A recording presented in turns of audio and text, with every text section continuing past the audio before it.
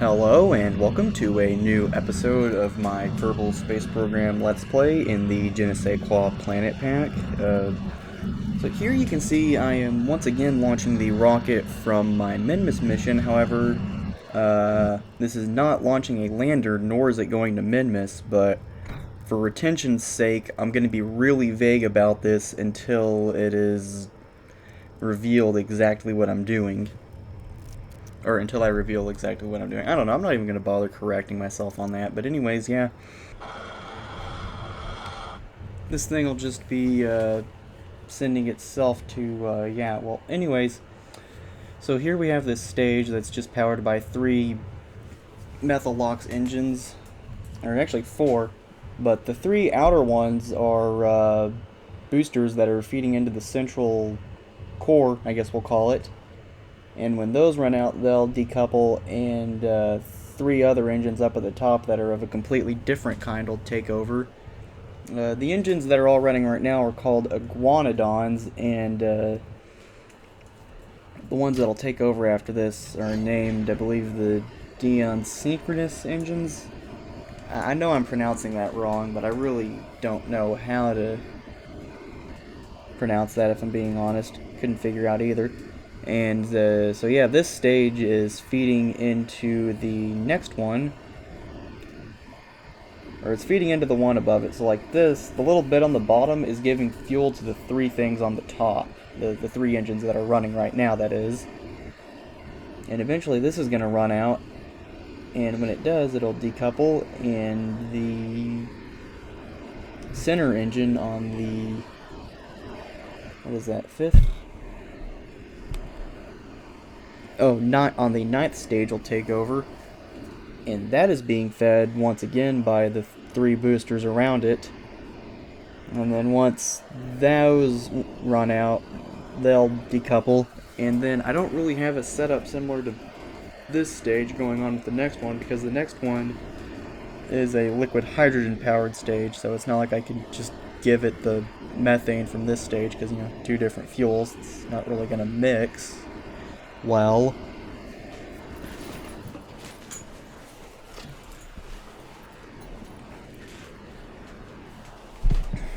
And so yeah, once this thing gets to orbit, then yeah.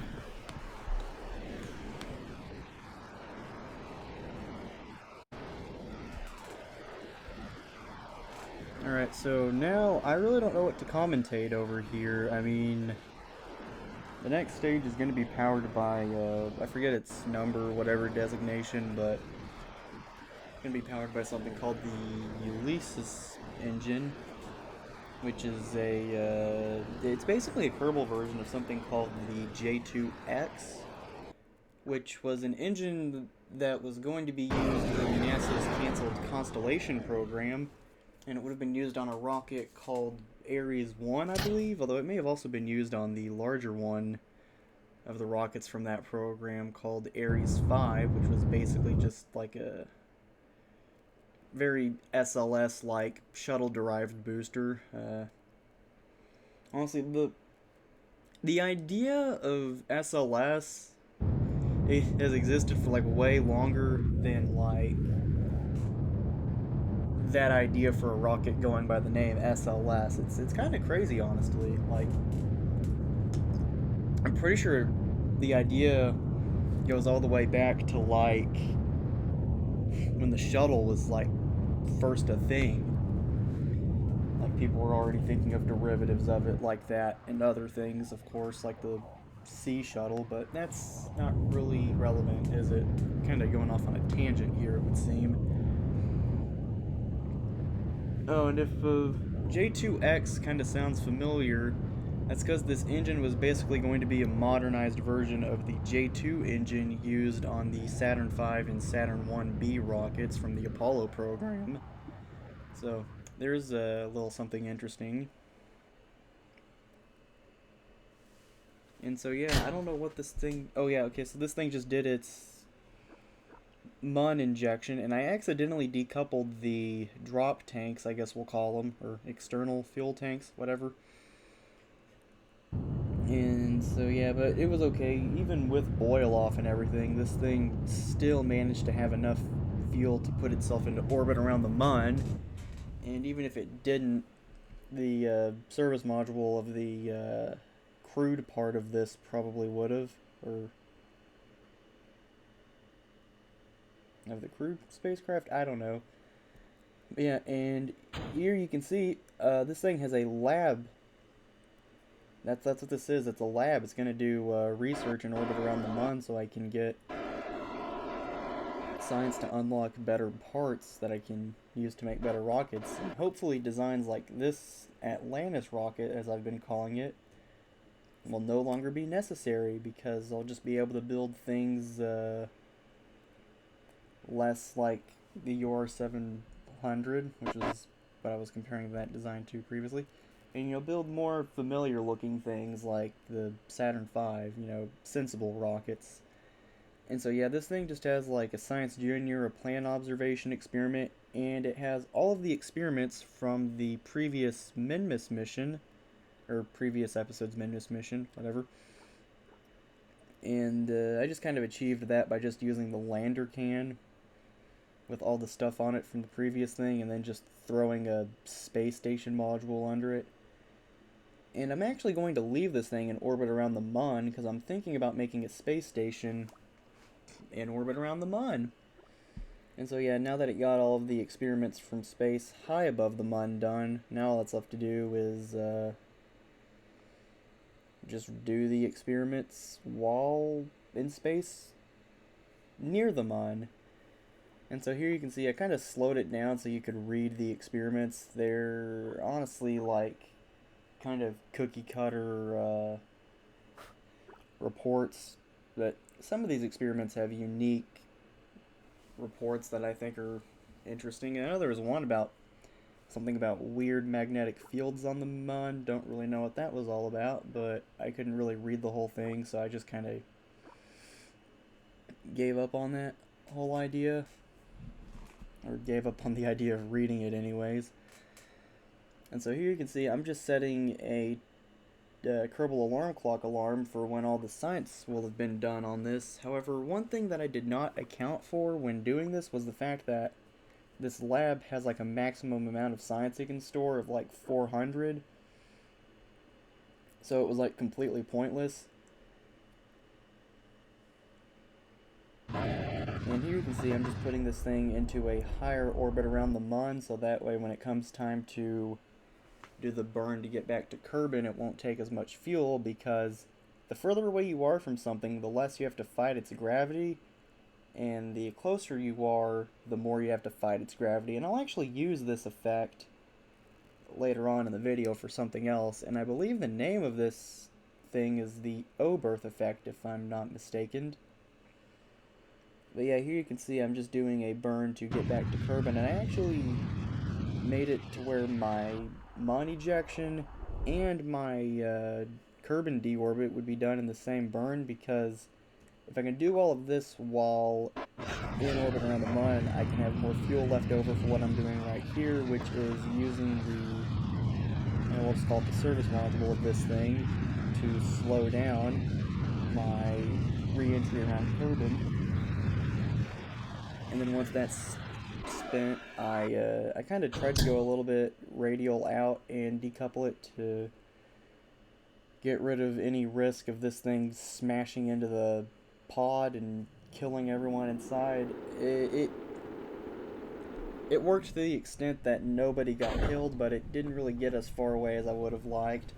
But yeah, here you can see the pod is just going to splash down in the ocean now. And the Kerbals who went on this mission got some ribbons. Even with the little window in my editing software, I really can't read these out too well, but I'll go ahead and try. Valentina got first Mun docking, and first Mun orbit ribbon. And then Fredel got splashdown ribbon, research 3, which is researching 100 or more science points, first Mun docking, because he was present for that, didn't really do it. And then first Mun orbit, and heavy launch vehicle. And there's another ribbon that I didn't put my cursor over for some reason that I'm really curious as of what it even was. And then you have the same ribbons on Bob's side. I don't even know why I even bothered to slow down this so you could even see it. It was really pointless because they both did all the same things. And so here you can see I just unlocked some things for better rockets, so that way I won't have to do anything ridiculous with boosters and fuel tanks and all of that stuff like I did with the rocket that I just launched.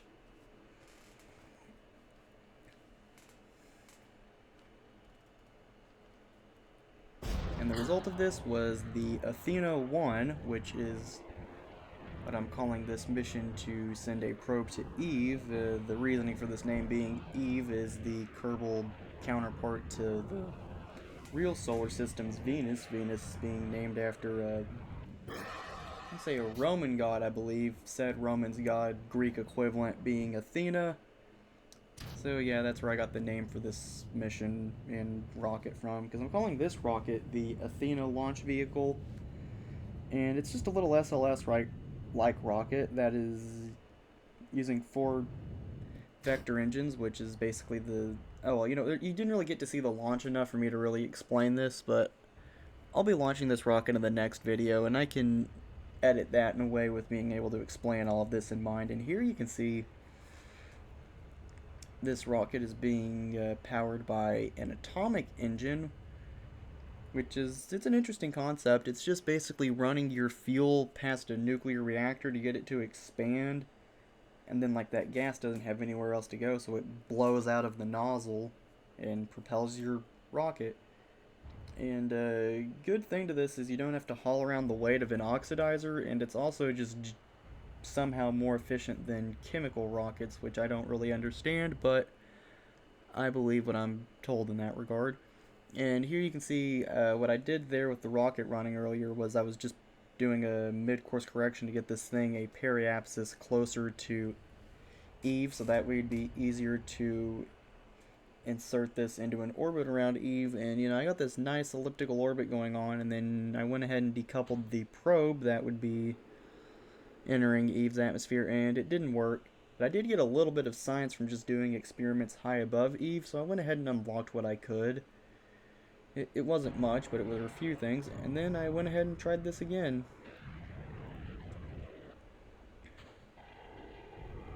And yeah, same rocket. All I really did is I just gave this thing a bigger, I guess we'll call it a transfer stage or whatever.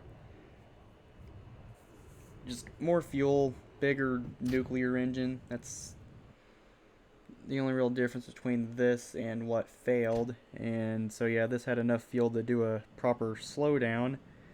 And so there you can see the tip fell off again.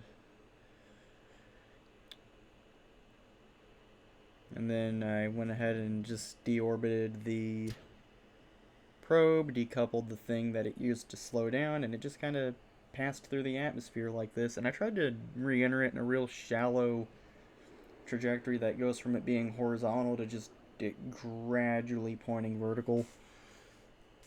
And I put relay antennas on the main thing that was going to stay in orbit, so that hopefully this thing would have reception all the way down, but that's not really how it went. And they also had a protective fairing around this thing while it descended, so none of the instruments would be harmed. And then I went ahead and deployed said fairing and popped the parachute that would bring this thing down. And Eve has like a really thick atmosphere, like thicker than Kerbal, I'm pretty sure. And so this thing just kind of only needed this one little parachute to just kind of coast on down to the surface. And Eve having a thick atmosphere, you know, once again, just part of that thing where it's the in-game equivalent to Venus, even in this planet pack. And I have to say, this looks gorgeous. I almost feel bad for how much of this view I cut off in the thumbnail. I don't know what I was thinking, but yeah. And so here you can see I just ran all of the experiments. There's not really much to say other than that. But yeah, there it is. All the experiments are running. They can be transmitted, which is what I did. I think I had to turn on enable partial or allow partial transmission or something like that. And then, I just got a nice little picture for the thumbnail. And then I unlocked what I could. There wasn't really much to be unlocked, but there were things to be unlocked nonetheless.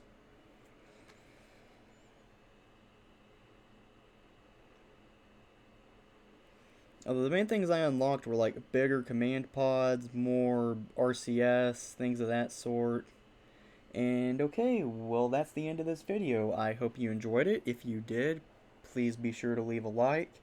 If you didn't like it, go ahead and dislike it so that way I know. I mean, sure, you won't be able to let everyone else know this video is dog shit, but at least I know, and I have that criticism that I can do something with.